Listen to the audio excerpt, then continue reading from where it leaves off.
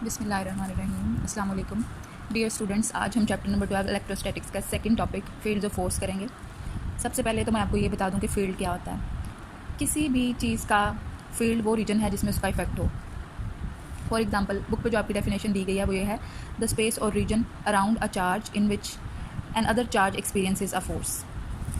इसको मैं यूँ थोड़ा सा एलेबोरेट करूँगी कि जैसे आप सब जानते हैं कि अर्थ का ग्रेविटेशनल पुल है हर चीज़ के ऊपर जो इसके अराउंड है, ठीक है, यानी कि अर्थ हर चीज़ को अपनी तरफ खींचती है। लेकिन किस हद तक, क्या कायनात की हर चीज़ को अर्थ अपनी तरफ खींचती है? ऐसा नहीं है। अर्थ का जो ग्रेविटेशनल फील्ड है ये एक सर्टन रीजन के अंदर लाई करता है। तो वो हद जहाँ तक अर्थ का ग्रेविटेशनल पुल जो है वो एग्जिस्ट करता है उसको हम बोलते हैं ये अर्थ का ग्रेविटेशनल फील्ड है। हाँ जी, तो फील्ड का कॉन्सेप्ट जो है वो अब आपका क्लियर हो चुका होगा। अब हम ज़रा देखते हैं कि इलेक्ट्रिक फील्ड क्या होती है।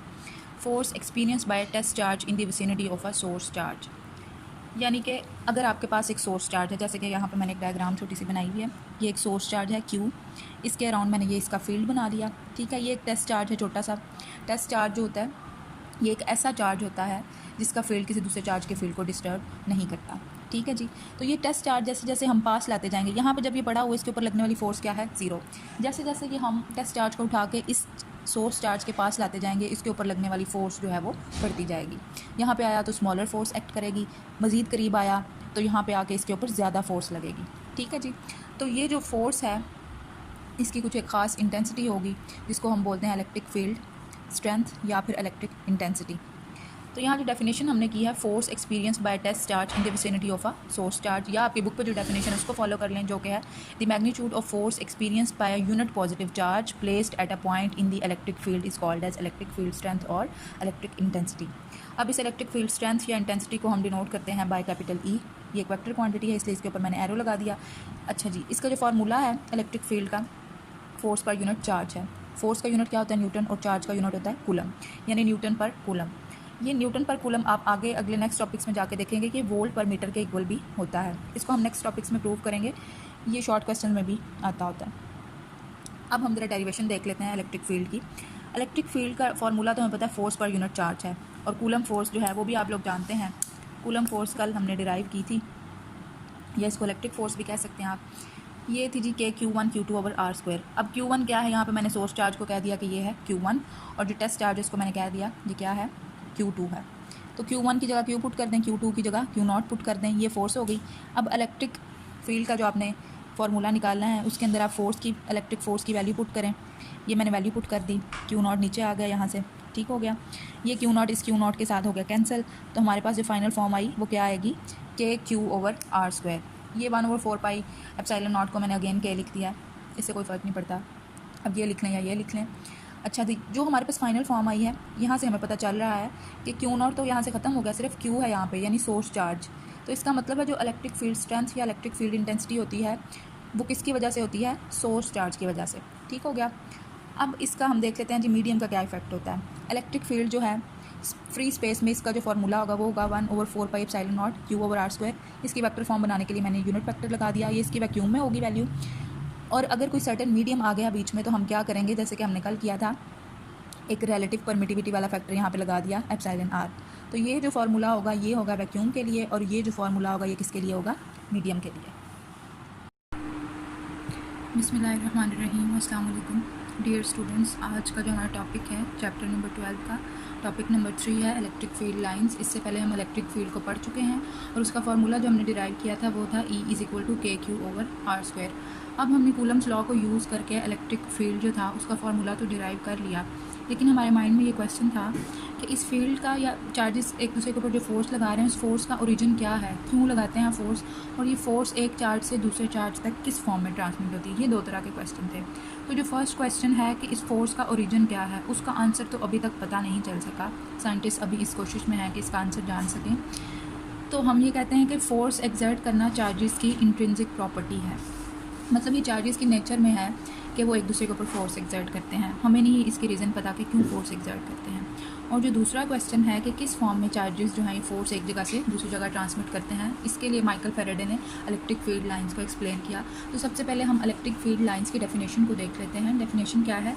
The path followed by a unit positive charge in an electric field is called as electric field line. यानी कि कोई भी चार्ज जो है किसी यूनिट पॉजिटिव चार्ज के फील्ड में जिस पाथ को फॉलो करेगा उस पाथ को हम क्या बोलेंगे, इसकी इलेक्ट्रिक फील्ड लाइन है। अभी एक्सप्लेनेशन से आपको इसकी डेफिनेशन मज़ीद क्लियर होगी। मैंने एक पॉजिटिव और एक नेगेटिव चार्ज यहाँ पे बना लिया। पॉजिटिव चार्ज को भी मैंने पॉजिटिव टेस्ट चार्जेस से सराउंड कर दिया है और नेगेटिव चार्ज को भी क्या किया है, पॉजिटिव टेस्ट चार्जेस से सराउंड कर दिया है। यहाँ पर हम पढ़ेंगे कि field due to positive charge या पॉजिटिव चार्ज की इलेक्ट्रिक फील्ड लाइन कैसी होगी। अब आपको पता है दो पॉजिटिव जो चार्जेस होते हैं एक दूसरे को रिपेल करते हैं। इसका मतलब है ये जो सोर्स चार्ज यहाँ पे पड़ा हुआ है ये इस चार्ज को क्या करेगा, रिपेल करेगा और इसकी डायरेक्शन आउटवर्ड हो जाएगी। इसी तरह मैं सब पे एरो लगा देती हूँ। ये सारे चार्जेस जो हैं आउटवर्ड मूव कर जाएंगे। ये पाथ जो फॉलो किया है इस पॉजिटिव चार्ज ने इस चार्ज की फील्ड के अंदर, इसको हम क्या बोलेंगे, इलेक्ट्रिक फील्ड लाइन।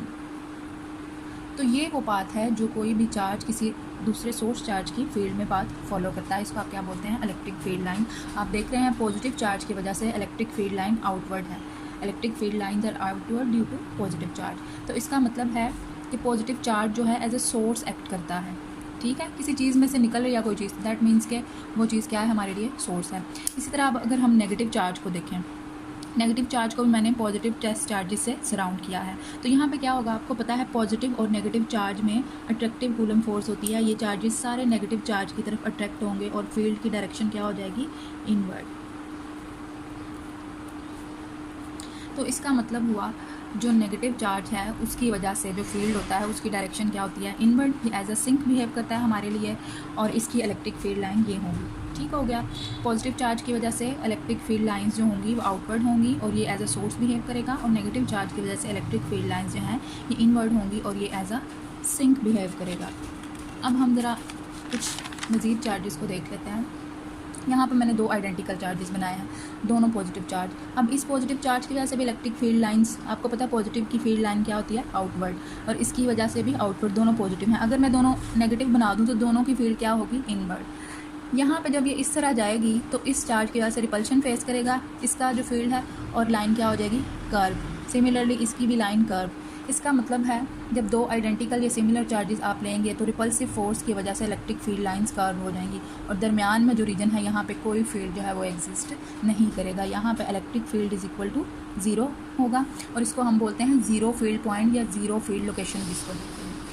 अच्छा जी, अब ऑपोजिट चार्जेस का अगर हम केस देखें, एक पॉजिटिव चार्ज हो गया और एक नेगेटिव। आप जानते हैं पॉजिटिव नेगेटिव चार्जेस एक दूसरे को क्या करते हैं, अट्रैक्ट करते हैं। इस पॉजिटिव चार्ज ने इसको अट्रैक्ट किया, पॉजिटिव में से लाइन निकली और नेगेटिव पे जाके एंड हो गई। इसी तरह ये स्ट्रेट हो गई, यहाँ से हल्की हल्की लाइंस कर्व होती जाएंगी। आप देख रहे हैं कि इन दोनों के बीच में फील्ड क्या है, मैक्सिमम है, ज़ीरो नहीं हुआ। ज़ीरो कहाँ पे होगा, यहाँ या यहाँ कहीं पे। जिसकी भी इंटेंसिटी कम होगी चार्ज की या जिसका भी मैग्नीट्यूड कम होगा उस चार्ज के अराउंड क्या होगा, इलेक्ट्रिक फील्ड ज़ीरो। तो ऑपोजिटली चार्ज पार्टिकल्स के लिए इलेक्ट्रिक ये जो ज़ीरो फील्ड पॉइंट होता है दरमियान में नहीं, आउटवर्ड होता है। इसी तरह अगर हम अब दो ऑपोजिटली चार्ज पैरेलल प्लेट्स देख लें, ये दो पैरेलल प्लेट्स हैं आपके पास, एक के ऊपर पॉजिटिव चार्ज है, एक के ऊपर नेगेटिव चार्ज है। पॉजिटिव से नेगेटिव की तरफ इलेक्ट्रिक फील्ड लाइंस की डायरेक्शन होगी। यहाँ पे क्या होगी, इलेक्ट्रिक फील्ड लाइन हल्की सी कर्व हो जाएगी ऊपर नीचे आप देख रहे हैं, जबकि दोनों प्लेट्स के दरमियान में क्या है, इन लाइन्स के ये लाइन बिल्कुल स्ट्रेट है। तो इसका मतलब हुआ कि ऑपोजिटली चार्ज प्लेट्स के बीच में इलेक्ट्रिक फील्ड क्या है, यूनिफॉर्म है। ठीक हो गया, यहाँ पे फील्ड क्या है, सारा यूनिफॉर्म है और ये जो कर्व है इसको हम बोलेंगे फ्रिंजिंग इलेक्ट्रिक फील्ड लाइन। ठीक हो गया। अब हमने जितने भी पॉइंट्स पढ़े हैं पॉजिटिव नेगेटिव चार्जेस की इलेक्ट्रिक फील्ड लाइन से रिलेटेड, उनको ज़रा समअप कर लें। उसको आप क्या बोलेंगे, characteristics of electric field lines. तो फर्स्ट हमने क्या पढ़ा कि इलेक्ट्रिक फील्ड लाइन एक दूसरे को क्रॉस नहीं कर सकती। आप देख रहे हैं यहाँ पे किस तरह ये निकल रहे हैं, ये कभी भी यूँ नहीं होगा कि ये लाइन इधर चली जाए और इसको काट दे, ऐसे नहीं जाएगी, ये हमेशा सीधी जाती जाएगी, ये भी हमेशा सीधा जाते जाएगा। दैट मीन्स कि इलेक्ट्रिक फील्ड लाइंस जो हैं ये एक दूसरे को क्रॉस नहीं करेंगी कभी भी। सेकंड पॉइंट जो है आपके पास वो है the tangent to a field at any point gives the direction of electric field. अब अगर आपने किसी भी पॉइंट पे इलेक्ट्रिक फील्ड की डायरेक्शन फाइंड आउट करनी है तो आप क्या करेंगे, उस फील्ड के ऊपर एक टेंजेंट आप ड्रॉ करेंगे तो आपको क्या पता चल जाएगा, उस पॉइंट के ऊपर इलेक्ट्रिक फील्ड की डायरेक्शन।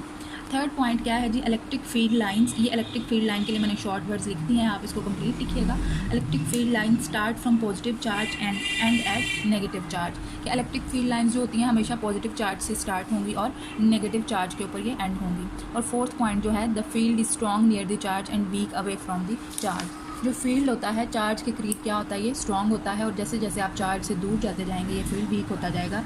आप देख रहे हैं करीब करीब ज़्यादा लाइंस हैं। जैसे जैसे आप ये, अगर आप यहाँ पे मैं इतना सा एक पार्ट लेती हूँ तो 3 लाइंस हैं, यही अगर मैं इधर बना दूँ तो सिर्फ एक लाइन गुजर रही है इसमें से। तो इसका मतलब है जैसे जैसे आप चार्ज से दूर जाते जाएंगे इलेक्ट्रिक फील्ड लाइन जो है वो वीकर होता जाएगा, और जैसे जैसे चार्ज के करीब आते जाएंगे इलेक्ट्रिक फील्ड जो है ये स्ट्रॉन्गर होता जाएगा। ठीक हो गया जी। और आपने पीछे जो फार्मूला ड्राइव किया था E = KQ/R², यहाँ से पता चला कि E जो है इन्वर्स स्क्वायर लॉ को फॉलो करता है, यानी कि इलेक्ट्रिक फील्ड जो है चार्ज से जैसे जैसे आप दूर होते जाएंगे इलेक्ट्रिक फील्ड स्ट्रेंथ जो है वो कम होती जाएगी।